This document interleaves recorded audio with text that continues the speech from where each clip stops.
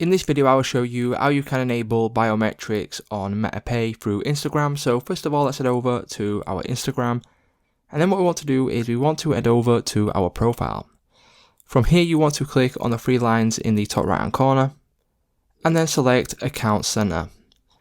From here, what you want to do is scroll down until you see the option for MetaPay. Click on this. That will then bring you over to this page where you will now see an option for security. Now, if we click on security, you'll then get the option to use biometric data instead of a PIN. So this will mean obviously like face recognition or, fingerprint recognition. So enable this right here. And then as you can see, you will need to create a PIN just in case biometrics does not work or fails for whatever reason. So once you have created a PIN, it will take a couple of seconds to register this. And then as you can see, you'll then be able to use your biometrics. So as you can see, once you have done that, biometrics will then be enabled, and then you will then be able to use your fingerprint or face recognition to pay for things through MetaPay. So it's just that simple, guys. If this video did help you out, please leave a like on today's video, and I will see you in the next one.